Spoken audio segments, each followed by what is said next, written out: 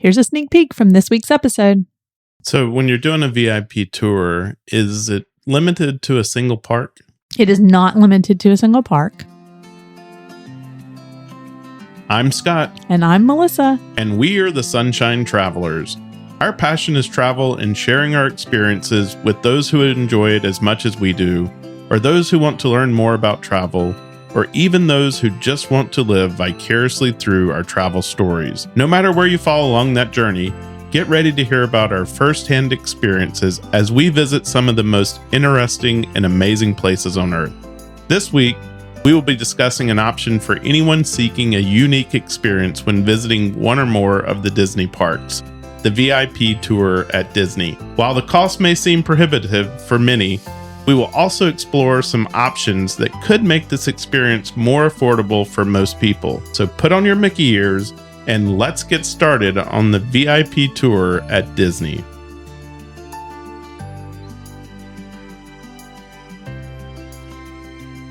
So Melissa, before we jump into this, I read this article today and it was about which airline is most likely to lose your luggage. Do you want to guess who that is?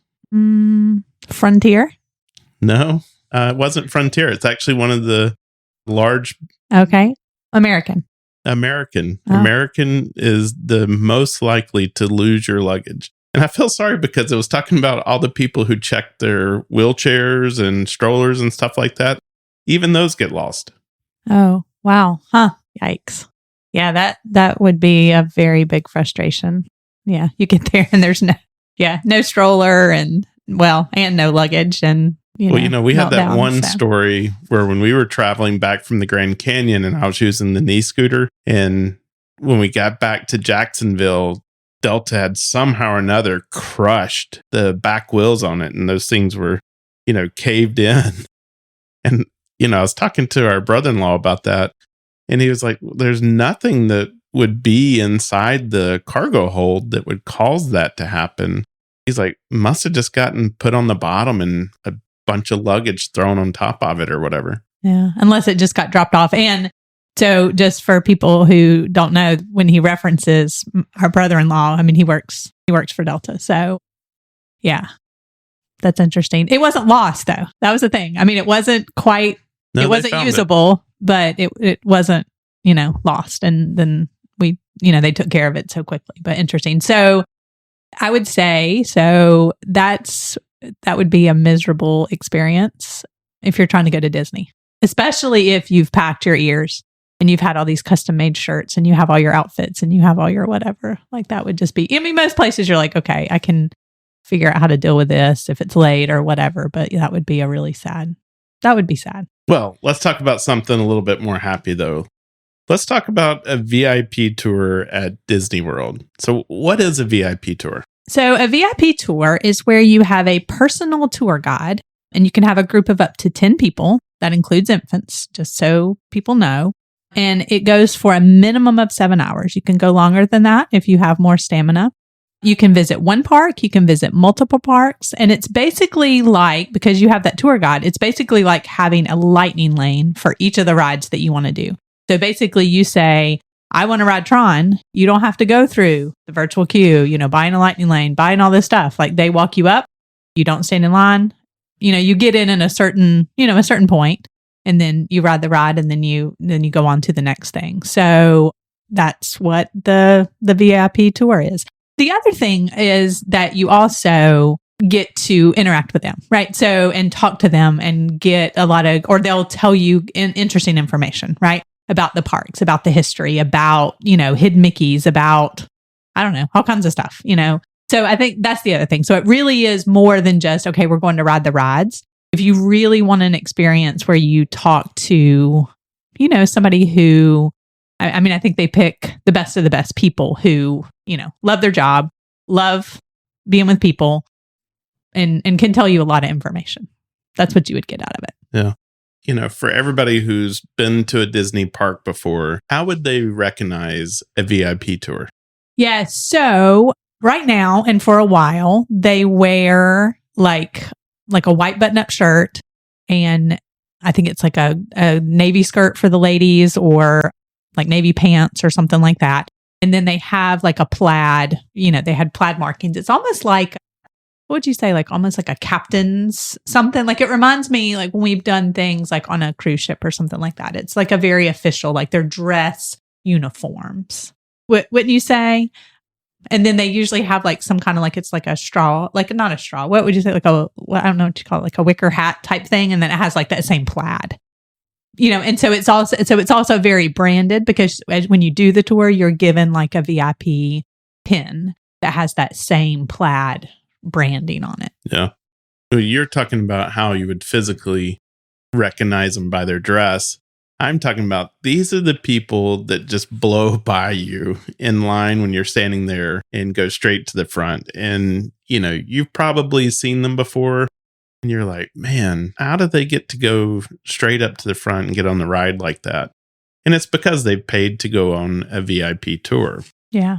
Well, and you say go to the front. So sometimes you do have to still go to like where the lightning lane would enter, right? Because that's the only way. But I will say sometimes when that lightning lane is like a longer process, let's just say Haunted Mansion, for example, you don't go through the whole process. They actually take you to the exit and then you get on where people are exiting. So, I mean, I guess if you had never done Haunted Mansion and you wanted to say, oh, we want to actually have the whole experience, then you could go through that process. I think they just do it that way to like speed up the process. You're actually like experiencing the ride. So that would depend. Buzz Lightyear is the same. Of course, there's no benefit to like staying in the line at Buzz Lightyear because you're not going to see anything else. But that's another example that if you see people getting on where everybody's getting off and then the tour guide will typically be there, as well, that's who that is.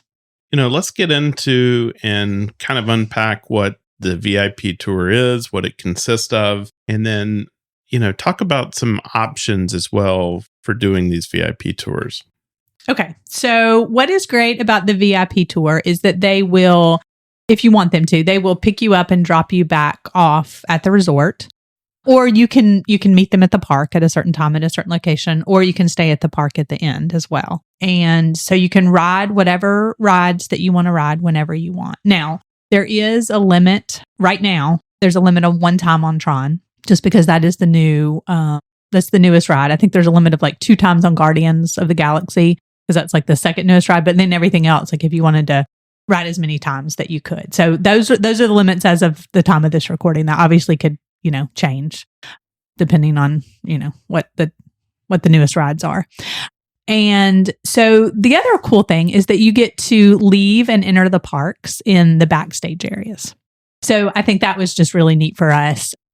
We did, and we're going to get into this, like what all we did, but just we left Magic Kingdom. And yes, we had gone through that area a little bit. It was, you leave through the place where if you leave like right after the fireworks, typically they open up that whole area just to get the crowds not having to go down Main Street. But then we like went out the side into the parking lot, and our tour guide was Teresa, and she had a little van and we all got in the van. So you get to see, and I think it's a place where like cast members come in. And then when we drove around the back side of Animal Kingdom, you kind of get to see like where the cast member canteen is, right? And then you kind of go get to see the backside of the whole Pandora land. And so she told us some things about that, because it's neat, because you think it's like this whole, and it just like cuts off, right? And you see the backside of that. And then she would, point out different, hidden Mickeys and just different things. Now, I will say that you cannot take pictures, you cannot take videos back there. And they're strict about that too. So when you're doing a VIP tour, is it limited to a single park? It is not limited to a single park. And I would say that most people probably do try to do more than one park, just because the benefit of the VIP tour, right, would be to get to leave in those cast member areas and then come in the cast member or the backstage areas. But then also like just maximizing your time to, do rides that you would have to, that would take a long time, or to see like maybe some of the most iconic rides. So you can do one park. We did 2 parks on our particular day. It was just the way it's planned it. But you could do, I know of people who do all 4 parks, right? So that they could hit what Disney calls, or what people have called the headliners at each park, right? The most popular rides that have the longest wait time. And you could, hit those, or hit the big roller coasters at each one, without having to worry about, wait times and transportation, because they do that as well. So you also, like I mentioned, you get some really cool information from them. History, fun facts, hidden Mickeys.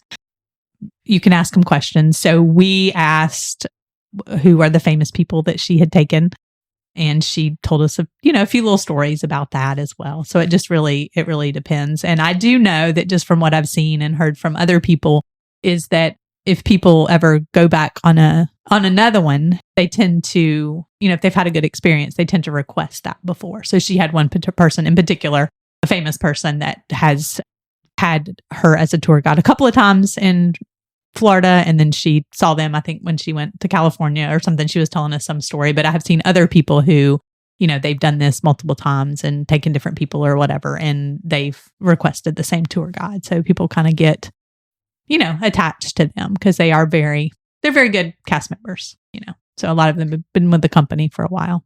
All right, Scott. So tell us a little bit about how you work with the VIP tour people and decide what to do. Well, I think that's kind of an interesting place to pivot for just a minute, because if you are going as a group of your own family and stuff like that, it's 100% on you. But we're going to talk about some other options as well that are more affordable. And then it makes that question just a little bit trickier. So let's start it with, if we're just going to go, and you and myself and maybe our family, we're going to go hire a VIP tour, and it's just going to be us. Well, the plan for the day is totally up to us. We get to choose what we want to do, at what time, we want to go, and you work out most of those details ahead of time with your tour guide, and kind of give them an idea of what you want to do. But really, they're very flexible. They are 100% there for you, and they go above and beyond to make this tour very special and feel very VIP. If you want to change things and you want to add something different, maybe you decided initially that you wanted to only go to 2 parks, but then you decide you want to go to all 4, that's up to you. You just tell your guide what you want to do, and then it's based on the number of hours that you want to spend. Like you said earlier, minimum of 7 hours, but you can add on to that. There is, of course, additional charges for adding more time to it, but you have that 7 hours and you get to plan how you want to use it. Yeah. And I just wanted to add, so, once you set this up, and I'm going to talk about that in a minute, but then they will send you an email kind of before and say, what are you kind of thinking? Kind of what is the layout, so that they'll know. But then, like you said, they're completely flexible as well. And you don't have to. So, if you want to start, I don't know that you can start before 9 a.m. I'm not sure about that. But let's say you want to start at 9 a.m. and then, go from there. Or if you want to make sure that you end at night or whatever, then you could start later, just depending on your, amount of time. So, but you do kind of have to have a good idea, because that would be like their shift, right? And then they need to be able to be available. I don't know if they just make themselves available for, extended time, if people want to extend it, or if things run long. I would guess that would be the case. So they're not just having to be like, okay, I got to go. But that's how that would work. Yeah. Well, we'll talk a little bit about that piece of incentive for them to stay longer. So if you wanted to end at Magic Kingdom and see those fireworks, they do have a special spot where they can take you, where you're going to get the best views of those fireworks. Yeah, but you have to end your tour in time to coordinate with that. So, for example, you couldn't do Magic Kingdom in the morning, go to Animal Kingdom, leave the VIP tour, and then go back over there and that spot be available to you. It has to be, that's what she told us. It has to be that you end it there, then, and they put you probably like an hour before or something like that. Maybe, but close to the time of the fireworks. So that's a good point to know. About food and stuff like that, is that included in a tour? So as much water as you need, because if you're there when it's hot, so they'll go by and grab, water bottles. And then one snack during the tour is included. So that can be, whatever you want it to be. You want an ice cream, you want one of the, lemonade cups, you want popcorn, something like that. So if you want to stop for lunch or dinner or, however that fits into the day, it's not included. It does count toward your time. So we would recommend, and this is what we've typically seen people, is you'll place a mobile order. right? So it's ready quickly and then you eat and, kind of get on your way pretty quickly. But I've seen people who have had sit down dining reservations and then their tour guide, waited or, I guess they could invite them to eat with them or whatever. But that is included in your time. So you would be paying for that time to stop and eat. We didn't in particular. Our group was kind of like, okay, eat, we ate breakfast and then we had our snack and then, ended like at 4:30 and we're ready for, I guess we actually stopped for another snack at Animal Kingdom. And that was, we paid for that. But yeah, so what about if you got small kids? I mean, when Rhodes is with us and he's not tall enough to ride all of the rides, what do people do with those smaller kids? So mostly what I have seen people do is the VIP tour guide. So they typically don't ride the rides with you. We'll talk about that in a second, but they typically don't ride everything with you. And so a lot of times we'll see the VIP tour guide waiting with kids, in the stroller that aren't tall enough to ride or kids who have fallen asleep, that kind of thing.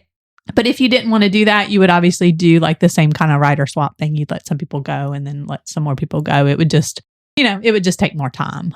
But that's typically what I've seen people do. I guess kind of rounding out just the generalities of a VIP tour. Does it cost per person? How does that work? So it costs per hour. So again, you can have up to 10 people. Infants are included in that price.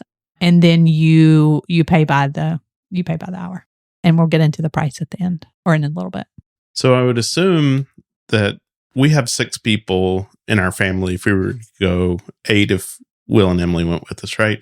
I would assume that we have to pay the same price as a group of 10. That's correct. Yeah. So you are basically, it's an hourly price. So, I mean, it's up to 10 people, right? Including the infants, so that, it's not a huge group, right? And so it makes sense to have like an intimate group. But yes, it's that price, regardless of how many people. Even if you only had 2. Yes. Even if you only had 2 people. So what if you had 2 people and you wanted to do this, but you didn't want to foot the whole bill? So we went, and so I guess we should share that. So we went as a group. It was 10 people, a group that I'm a part of, and they had set this up. And it was an opportunity for both of us to do this. It's kind of on our bucket list, right? So it basically shared the cost among other, everybody else. So you could do that. So let's say you're going with another family or other people that are going and you really want to do this, you can set this up. But there are some, of course, they're not official Disney sites or anything like that, but there are some Facebook groups. And one of them is called the Original Disney VIP Tour Share Group. Now, we didn't use that. This was a group that we were a part of that we had set up, I guess I should say. I'm going to link that just so that you can go out there and look at that. So the other thing you could do is you could ask your travel agent as you're planning your trip and say, hey, this is something that we really want to do. If they know of any groups that are going during that time, they may, if it's a big enough agency, they may have, a system set up like this that maybe one day on your trip, they could set this up or something like that. So just ask or see if they have any ideas. So Scott, you want to let's give an idea of like what you're able to accomplish in a day, what we did in a day. Now, obviously we pointed out that this was completely customizable, but just to give kind of an idea of how our day worked. As I mentioned earlier, this is the other part where if you've got your own family and you're all kind of like-minded and this is, you've all talked about what you want to do ahead of time. Well, this is the other option, and it's a little bit of the downside of joining into a group like that, is you may not all have the same priorities or preferences. And so it's just something to think about. However, at the end of the day, you're really getting to do some really neat stuff. And so if you're just flexible and you kind of approach this with the flexible attitude, we're going to get to do some really cool things. And, it doesn't matter how we do them, what order we do them in, things like that, then I would say that a group like this is a good option. Now, if you have to be in control and things have to be just explicitly your way or the highway, that's not a good option for you. Or you're going to be the hated person on the group. Yeah, and that's a great thing to point out. So we actually, I guess we should say, so we had 2 groups that went when we did it. And we had already pre-planned. Well, actually, both groups had kind of pre-planned. And they kind of divvied it up based on what people wanted to do. And so we were doing Magic Kingdom and Animal Kingdom. Now for us, we have done Disney a lot. If you don't know, we have 3 other episodes that tell you about doing Disney with adults, with kids, with senior adults. So go back and take a look at those, and I'll link those. But so for us, it was really about the VIP tour experience, right?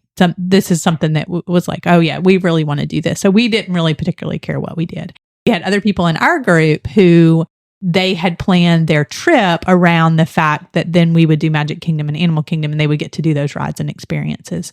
The other group who was supposed to do 2 other things, I think they ended up doing 3 other parks, and they had some people who were a little bit controlling in the group, and I think it was more difficult for them because then there was people who weren't, didn't assert that, okay, this is what I really wanted to do. And you don't want this experience to be something that's negative or disappointing or anything like that. So that's a good point. Like if you have a certain, agenda and can't be flexible, it might not be a good idea to spend the money because it's still not going to be inexpensive, even if you join that group. And again, we'll talk about that in a little bit. So with our group, did we talk about what we did? So with the group that we were with, we started out at Magic Kingdom. That's where we all met up that morning.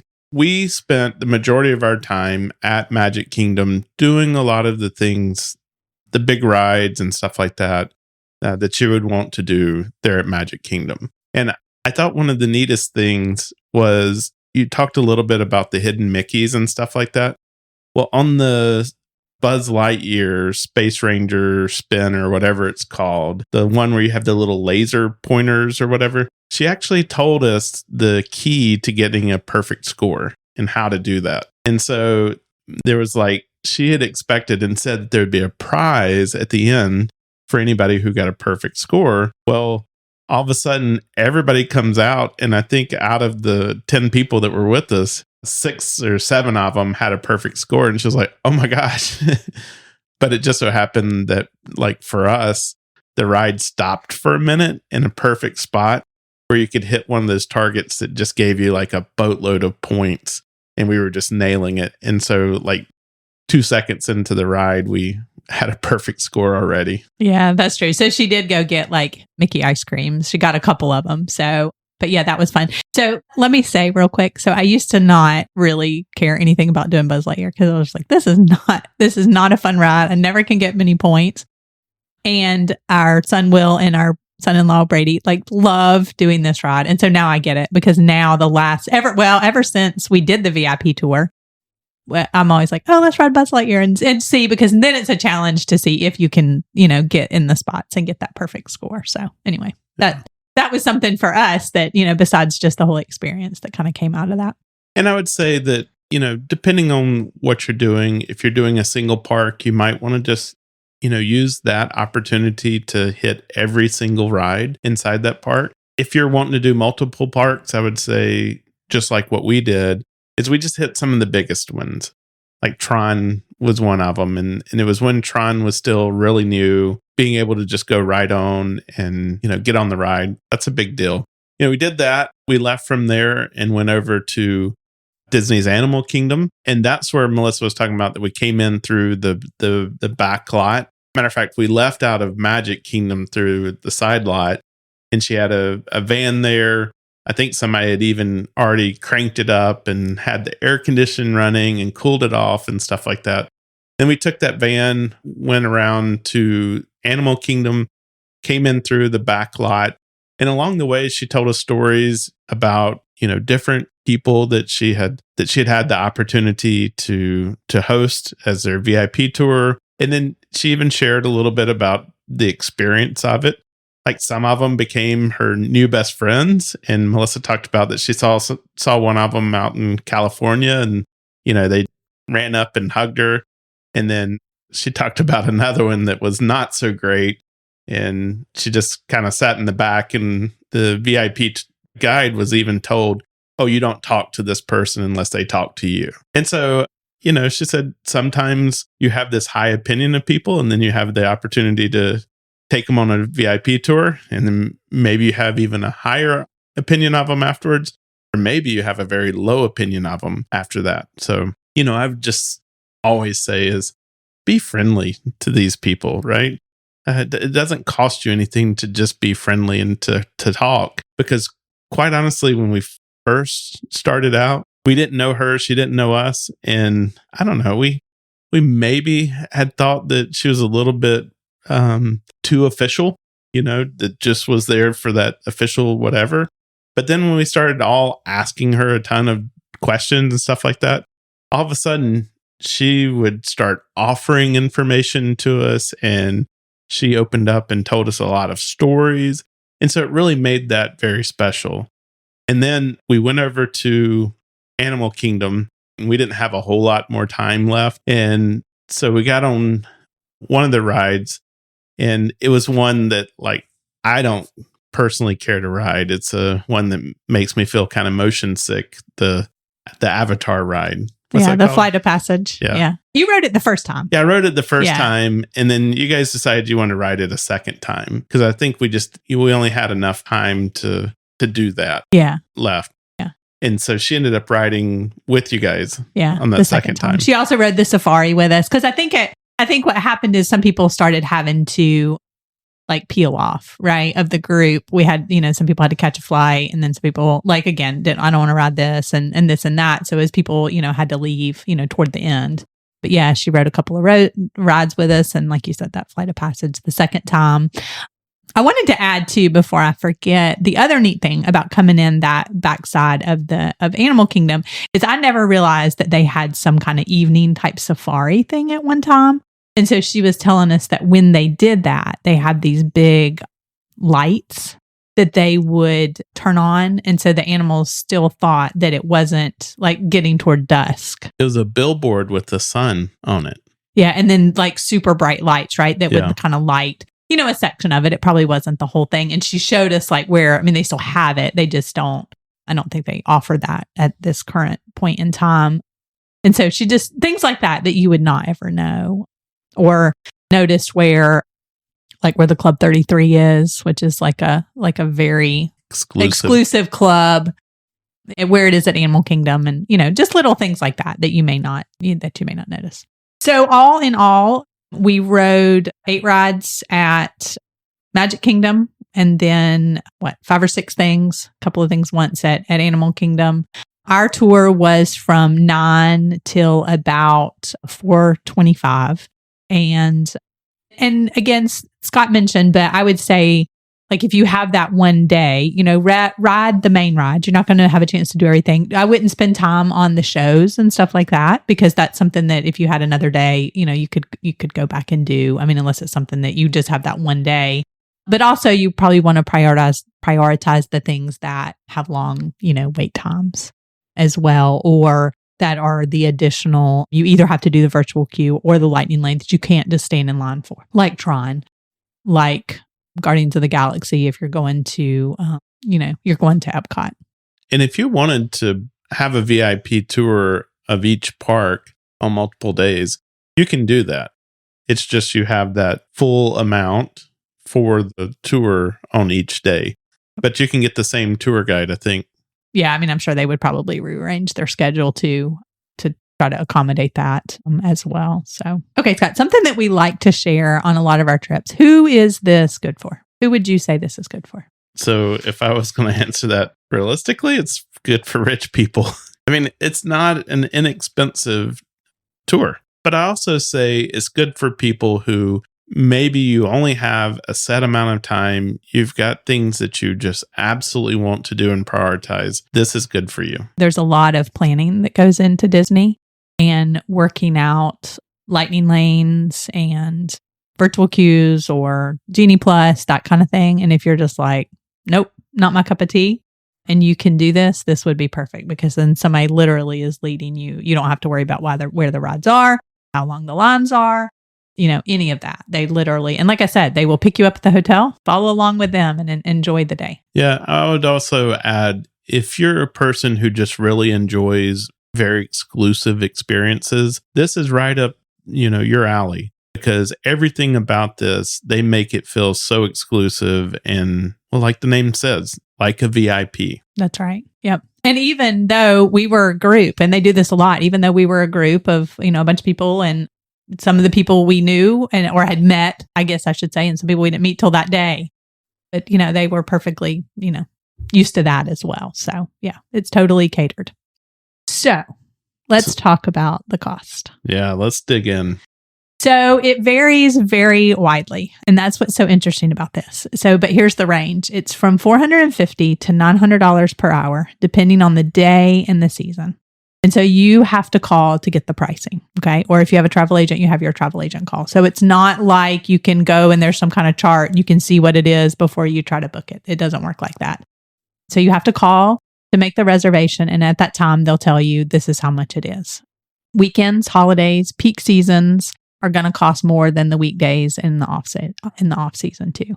And when you need to call 60 days in advance. And I'm going to give the information. I'm going to just say the phone number here, but I'll give it in the link in the show notes and put that there if you want to have that. So 60 days before the day of the tour, and I believe it's either 6 a.m. or 7 a.m. I'll have to double check that. I thought I had looked that up and put that in my notes.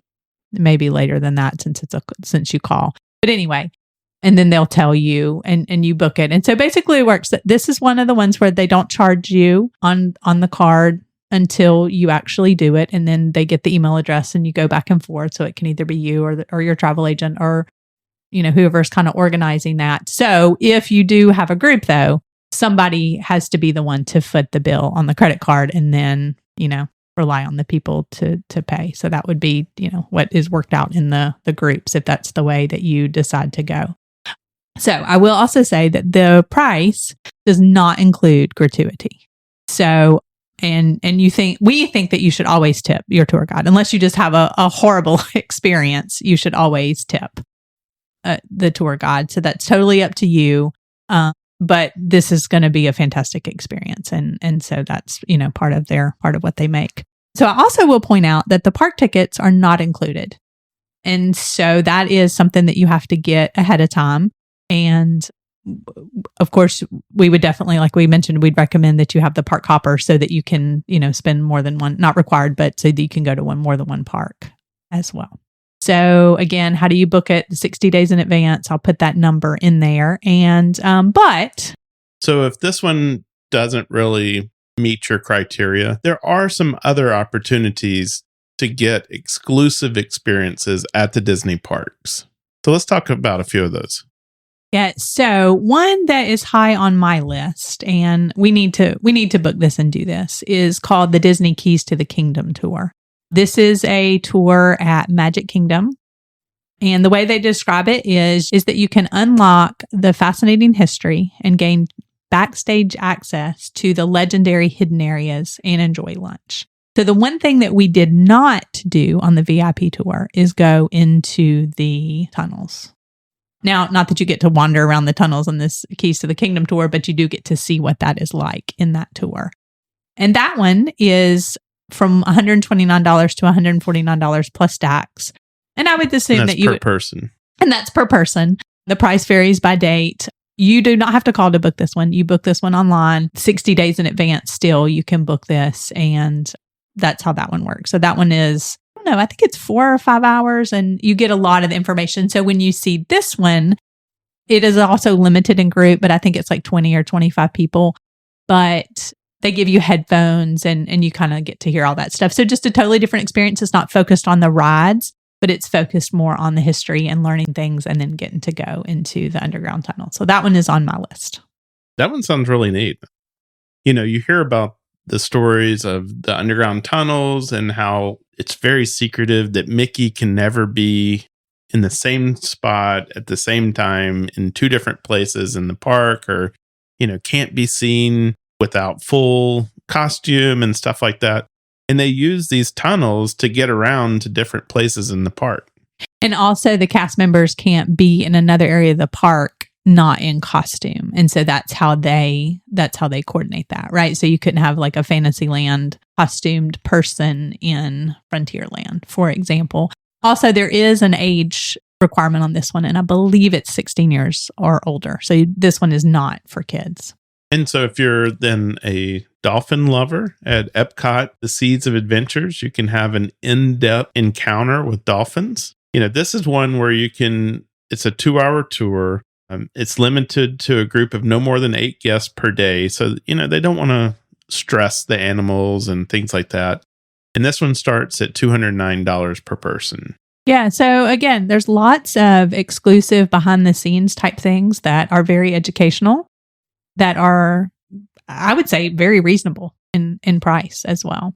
There's also a dive quest at Epcot. And if you've ever been in the aquarium and you've seen the people, doing the diving, so it's a scuba experience. So calm seas, no current, unlimited visibility. People are seeing you, you see people waving at you. So you get to experience that one. And that one is between $229 and $249 plus tax. And of course, depending on, the dates. So of course, weekends and peak times are always more. And then it seems like a lot of these are at Epcot. So Epcot does have an opportunity for some exclusive experiences. But the other one is if you like the land and that's one of your favorite rides, like it's one of my favorite rides. I love it. And they have a behind the scenes tour. So you can go behind the scenes and visit 4 different greenhouses. They take you through the laboratories and a fish farm. And the prices on this are really reasonable. They range from like $39 to $45. And, of course, that varies by date and how busy they are. Yeah, but I mean, that's super affordable. So there's also specialty cruises that you can take. And so we've seen these, and these look like a lot of fun, specifically to do fireworks at Magic Kingdom and then to do the fireworks cruise at Epcot.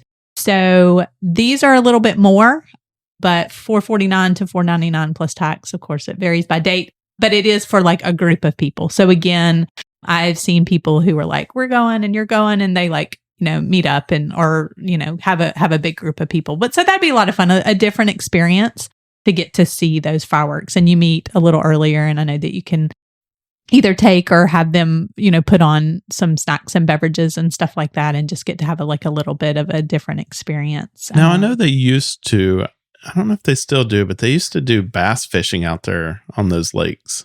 So yeah, so you also, and I don't know that I included this one because I was trying to do ones that are more like kind of like Disney experience type things. But yeah, you absolutely can. They have all these boats that they use for that. But then during the day, we've seen those leave out of, I think, the Polynesian and the Grand Floridian. But yeah, you can take kids out and do like fishing tours and stuff like that during the day. There's lots of boats. So a couple of more. One at Animal Kingdom that I've heard is a lot of fun is the Wild Africa Trek. So it's one where you get to do a little bit more like, I don't know, almost like a mini ropes course type thing, and like go over some and get to see some of the exotic wildlife on a guided expedition. And so that one just is make sure those big cats have already eaten. Yeah, that's true. So I think it's over by the where the crocodiles and the hippopotamuses are. So I don't know how far back in there it goes, but that one's like $219 to $229. And then there's also one that's called Savor the Savannah. That's a private safari tour, and you can enjoy African inspired tapas, drinks, and stuff like that. So $189 to $199. So I also want to say, so I don't think they do this anymore, but years ago, we took our kids, we stayed at Animal Kingdom Lodge. And this was back when, I don't know, Disney wasn't quite so busy. They were offering some really great deals. We told the kids, okay, y'all can pick. This was going to be our last big Disney trip with our kids. We've been a million times since then. But so they picked Animal Kingdom Lodge. They wanted to stay in the room that overlooked the savannah. And so that was really cool. And we ended up in a club level room. And this, like I said, this was a time when the prices were not what they are today. So somewhere along the line, I found out if that was what you were doing, like if you were staying at Animal Kingdom Lodge in a club level room, you could book an early morning safari, like a small group like this, a small group safari. I don't think they do this anymore. I haven't been able to find any information about this. And you had your little small group. It was enough people that like filled up the truck maybe. And then you had breakfast at Tusker House after. And that was a really cool experience. We did that with our kids when they were like teenagers, and that was a really neat experience. And I don't remember it being like much more than this. Then I wanted to point out a couple of other ones. If you've got kids who love animals, here's a couple of very affordable, very neat experiences. One of them is called Caring for Giants, also at Animal Kingdom. It's taking a look at the elephants. I think it's a couple of hours. I have had friends who have done this, and they said probably kids need to be 8 or older to really get a lot out of that experience. Just saying, I don't think there's a limit on it, but that one is like $39. And so if you have a kid who really loves elephants and you have a couple of extra hours, again, I would book these. These are also all bookable 60 days in advance. And then, but some of them, if they're not booked up, you might be able to snag one at the last minute. And then there's also something very similar with the rhinos. That one I think is called Gentle Giants, and it's like $49. So there are some really exclusive behind the scenes experiences that you can do that don't have a hefty price tag. And it could be that you might have, kids of different interest, right? And so one person could take one child and do like a special experience and, that kind of thing. So, well, it sounds like you've got a ton of options that you can look at for these exclusive experiences. Just to kind of wrap things up is if you are looking to do a VIP tour, that is a great way for you to just get the best experience possible that Disney offers. And remember that you don't have to do it alone. So it is a pretty hefty price tag to do that. So remember, you can break that out into groups. Maybe you get a couple of groups of friends together if you're going all, at the same time. And then you split that cost amongst those friends, and then it becomes a little more affordable. And then also, like Melissa said, there are Facebook groups out there where you can find those where they'll put groups together. And so, a couple of options available for you on that. So, Melissa, is it worth it? So for me, yes, it was definitely worth it. And when I had the opportunity to do this, like I jumped on it in like 2 seconds, right? Because it was something that I had said, this is something I would love to be able to do. And it was definitely worth it. It was worth the what it cost for us. It was worth, the time to take the time to do that experience, to get to say, we've done this and we've had this experience and this is what it's like. And then to, be able to share that with people. What about you? I don't think that I would pay the full price and do it that way. But the way that we did it, yes, absolutely was worth it. We were just at Disney over Mother's Day weekend, and I kept finding myself wishing we were on one of those VIP tours. There's just something about having them whisk you past the crowds and straight onto the rides. What's something that you've done that gives you that feeling of being part of an exclusive experience? Email me, scott@sunshinetravelers.com, because we are always inspired by your travel stories. We hope you enjoyed this episode and found some inspiration to help you with your travel journeys. If you could take a moment and leave us a review on your favorite podcast platform, it would be greatly appreciated. Your 5-star reviews help us get discovered by others, possibly featured on your favorite platform. Don't forget to follow or subscribe to our podcast to get notified of new episodes as they are released. You can also find us on Instagram at Sunshine Travelers Podcast. Remember, that's travelers with 1 L. And most importantly, please share it with your friends and help them catch the travel bug. You never know, they may become your greatest travel companion.